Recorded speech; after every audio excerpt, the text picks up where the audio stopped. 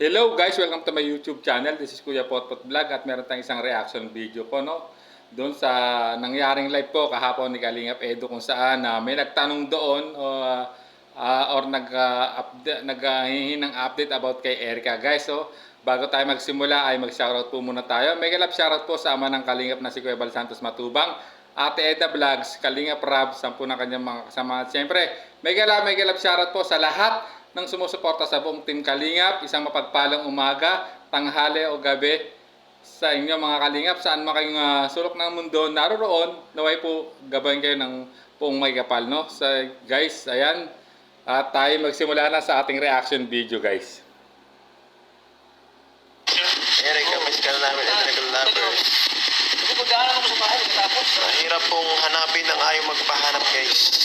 Yung nagsasabi na bakit hindi man po namin makontak si Erica basta-basta kasi parang sila ang umiiwas sa amin, guys. Para dun sa lahat.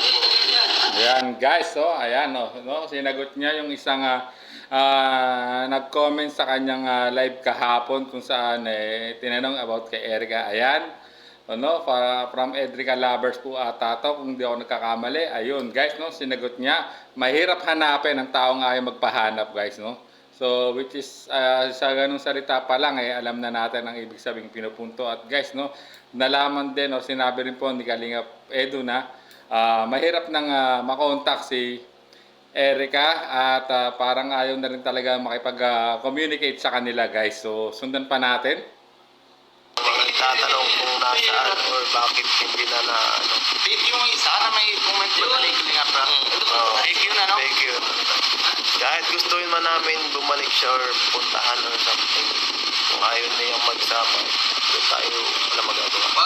So ayan guys, kahit ayun na maliwanag na malinaw, maliwanag at malinaw, na kahit anong gawin nila, kahit gustuhin man nila, kung mismong si Erica ang umaayaw na talaga makipag-communicate, or makipag-coordinate sa kanila, ayon kay Kalingap Edu, ay wala talaga silang magagawa. So ayan guys, narinig na natin ang mga mga sagot po ni Kalingap Edu sa nagtanong sa comment section ng kanyang live kahapon, guys. Ayan, mahirap naman talagang hanapin ng taong ay magpahanap at kung ayaw naman talaga makipag-communicate sa kanila ni Eric o talagang pinuputol na talaga or wala na talagang balak magkaroon ng ugnayan si Eric sa Kalingap, ay wala na po talagang magagawa ayon kay Kalingap Edu, which is respetuhin na lang natin ang naging desisyon ni Erica guys. Ayan, maliwanag na maliwanag. At sa mga nagtatanong pa ayan, yun na po yung sagot ni Kalingap Edu guys. Sana po ay maging klaro at malinaw sa ating lahat ang sinabi po ngayon sa live ni Kalingap Edu guys. So sundan pa natin ang ibang kaganapan pa guys. Hinahatid, hindi nga po nagpaparamdam, guys. So ayan guys, may nagtanong kung hinahatid pa ni Edu. Ayan, hindi na nagpaparamdam guys, It means wala na talagang communication, It means parang talagang mahirap na talagang kontakin ni Kalingap Edu at yung nangyari na, yung sinasabi dati ni Kalingap Edu na nung nakaraan kung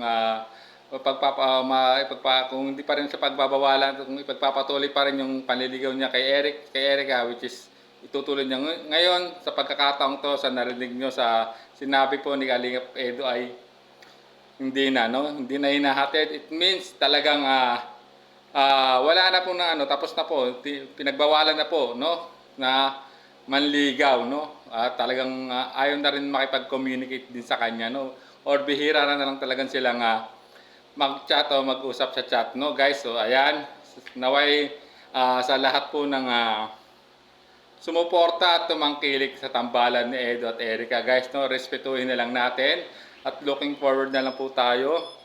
So sana kung talagang hindi naman natin hindi na mawawala yung pagmamahal niyo sa tambalang Erica guys, at hindi na yun alam po nasa puso at isipan niyo na, especially sa puso niyo na kasi talagang yung hatid na saya na binigay po ng tambalan nila Edu at Erica ay talaga namang grabe. Talagang tumatak po yan sa puso po ng lahat ng manonood ng kanilang tambalan, ng mga viewers at supporters, Ngunit sa ngayon guys, looking forward na lang po tayo at kung ano yung pagsuporta at pagmamahal niyo po sa Tambalang Edu at Erica, no, ay iparamdam niyo pa rin din, no, kay Kalingap Edu, guys, at sa buong team Kalingap, guys, no. Suportahan po natin ang lahat po ng vlogs na ginagawa po ni Kalingap Edu, ganun din po sa buong team Kalingap, no, sa especially po sa ama ng Kalingap, na si Kuya Bal Santos Matubang, Ate Edna Vlogs, Kalingap Rob, 10 ng kanilang mga kasamahan, guys. So, ayan, maliwanag na po na sinabi na po ni Edu, no, nang in-update na po at yan, no, sinagot niya yung tanong sa comment section ng kanyang live kahapon, guys. So, ang ano ko na lang ay respetuhin at hayaan na lang natin kung talagang ayaw na magparamdam ni Erica. Hayaan natin, tulad ng sinabi ni Kalingap Edu before, na hayaan na natin si Erica kung ano mang gusto niyang tahakin sa buhay niya. Desisyon niya yon at respetuhin na lang natin, no? Guys, so hanggang dito na lang ating maikling reaction video. Maraming salamat po ulit. This is Kuya Potot Vlog, no? At siyempre sa mga hindi pa po nakasubscribe, no, sa mga channel po ni Kuya Bal Santos Matubang at Edna Vlogs, Kalingap Rob, Kalingap Edu, Kalingap Tata, Mr. Ron Official, no, and then si kay Starax TV, kay One TV Vlogs, no. Ayan, guys, no, paki-support po yung kanilang mga channel. At hit yung notification bell para laging update sa kanilang mga upload videos, guys. So hanggang dito na lang ating reaction video. This is Kuya Potot Vlog saying bye-bye!